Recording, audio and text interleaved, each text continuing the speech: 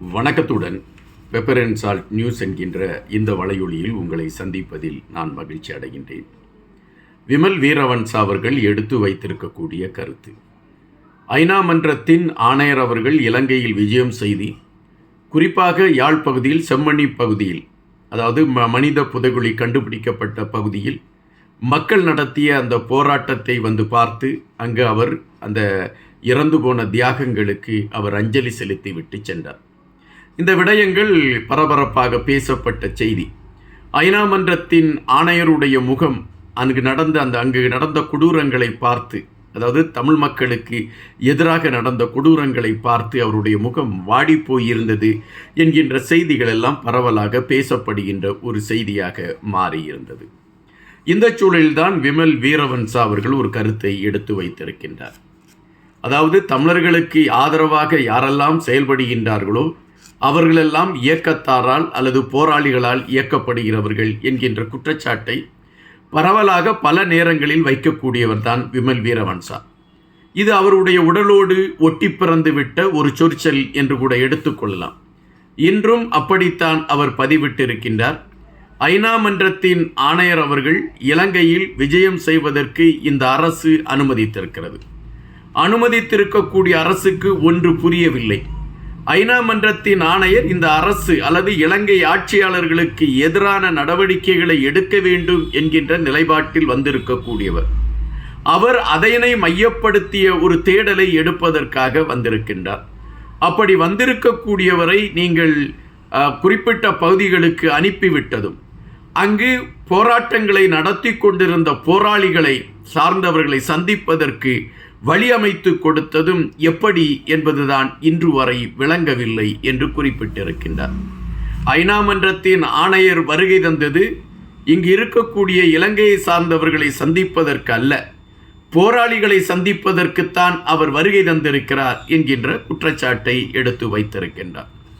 இதைத்தான் ஒவ்வொரு இடங்களிலுமே அவர்கள் குறிப்பிட்டு கொண்டிருந்தார்கள்.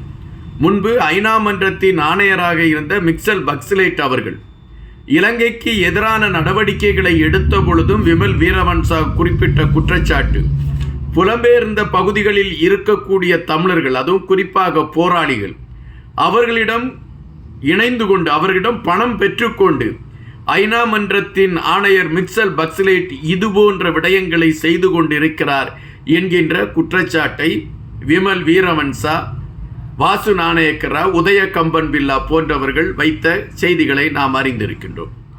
இப்பொழுது ஐநா மன்றத்தின் புதிய ஆணையரையும் அந்த பட்டியலில் சேர்த்து விட்டார்கள். அப்படி என்றால் ஒரு நியாயத்திற்காக பேசக்கூடியவர்கள், ஒரு நியாயம் சார்ந்த கருத்துக்களை தேடிக்கொண்டு பயணிக்கக்கூடியவர்கள், இவர்கள் அனைவருமே போராளிகளுக்கு ஆதரவானவர்கள் என்கின்ற நிலைப்பாட்டை கொண்டதாக விமல் வீரவன்சாவுடைய பதிவுகளும் இருக்கின்றது, நினைவுகளும் இருக்கின்றது.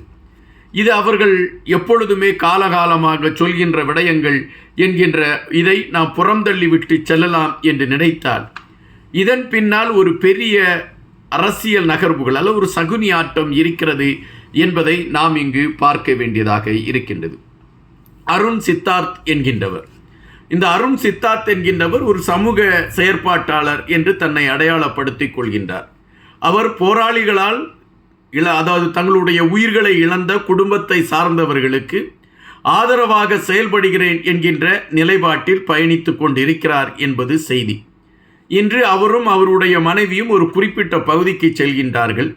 இந்த பகுதியிலே அந்த போராளிகளுடைய சித்திரவதை முகாம் இருந்திருக்கிறது, அங்குதான் என்னுடைய தந்தையும் அங்கு அழிக்கப்பட்டிருக்கிறார், அதுபோல 4000ற்கு மேற்பட்டவர்களை போராளிகள் இயக்கத்தை சார்ந்தவர்கள் அழித்திருக்கிறார்கள், இதை கண்டுபிடிப்பதற்காக நான் வந்திருக்கிறேன் என்கின்ற செய்தியை கூறிக்கொண்டு அங்கு அவர்கள் புகைப்படம் எடுப்பதும் காணொலி எடுப்பதற்கான நகர்வுகளை எடுக்கின்றார்கள். உடனடியாக அங்கு இருக்கக்கூடிய மக்கள் கூடி விடுகிறார்கள். கூடி நீங்கள் எதற்காக இங்கு வந்து நிற்கிறீர்கள் என்கின்ற பொழுது விவரத்தை சொல்கின்றார்கள். அப்பொழுது மக்கள் அங்கிருந்து அவர்களை விரட்டி விடுகிறார்கள். இங்கு ஒரு விடயத்தை பார்க்க வேண்டியதிருக்கிறது.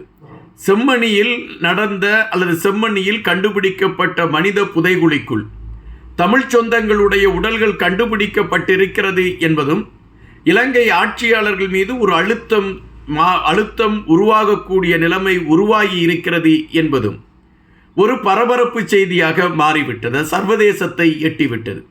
இந்த சூழலில் போராளிகளை அது பயங்கரவாதிகளாக காட்ட வேண்டும் என்கின்ற நிலைப்பாட்டை எடுத்துக்கொண்டு ஒரு சிலர் தீட்டி இருக்கக்கூடிய திட்டத்தை செயல்படுத்துவதற்கான களத்தை எடுத்துக்கொண்டு அருண் சித்தார்த் இன்று வந்திருக்கிறார் என்கின்றதுதான் இன்று பரவலான குற்றச்சாட்டாக இருக்கின்றது. இது ஒரு கடுமையான குற்றச்சாட்டாக இருக்கின்றது. மக்கள் வெகுண்டு போய் இருக்கிறார்கள்.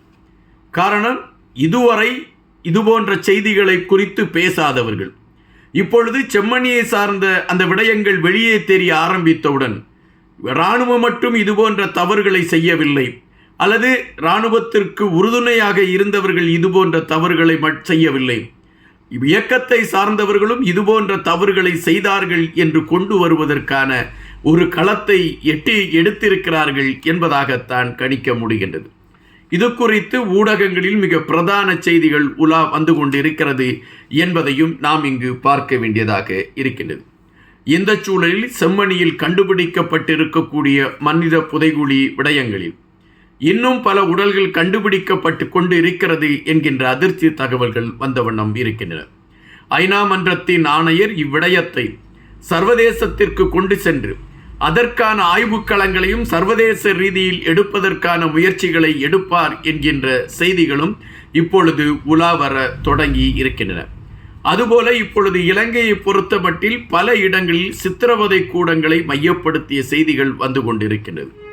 முன்பு இலங்கை ஆட்சியாளர்கள், அது ரணில் விக்ரமசிங்கேயை மையப்படுத்தி ஒரு சித்திரவதை கூடத்தை முன்னிலைப்படுத்த செய்திகளை நாம் கேள்விப்பட்டிருந்தோம்.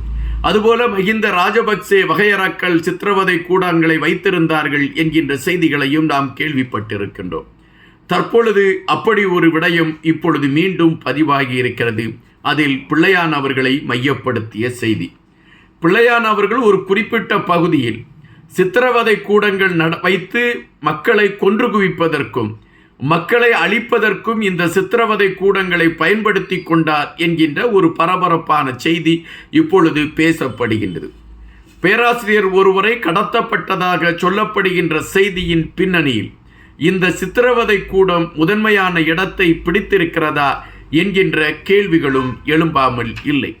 ஒட்டுமொத்தமாக பிள்ளையான் அவர்களுடைய அரசியல் களத்தை முடித்திருக்கிறது இந்த சித்திரவதை கூடம் என்கின்ற செய்திகளும் வந்த வண்ணம் இருக்கின்றது. இப்படி ஒவ்வொரு களங்களிலுமே மக்களை அழித்து கொண்டு ஒவ்வொரு அரசியல்வாதிகளும் தங்களை அடையாளப்படுத்தி இருக்கிறார்கள் என்கின்ற விடயமும், நீதியாக நேர்மையாக செயல்பட்டு கொண்டிருக்கக்கூடிய ஒரு விமர்சனத்திற்குள் தள்ளப்படுகிறார்கள் என்கின்ற செய்தியும் இப்பொழுது புறந்தள்ள முடியாததாகவே இருக்கின்றது. விமல் வீரவன்சா இன்னும் பல விடயங்களை குறித்து பேச இருக்கிறார். அத்தனை விடயங்களிலுமே தமிழர்களை போராளிகள் என்கின்ற அடிப்படையில் தான் அவர் பேச இருக்கின்றார். அது அவர் உயிரோடு இருக்கக்கூடிய காலம் வரை பேசிக்கொண்டுதான் இருப்பார். நாமும் இந்த காதில் வாங்கி இந்த காதில் விடுவதுதான் சிறப்பாக இருக்கும் என்று நம்புகின்றேன். நன்றியுடன் இன்பா.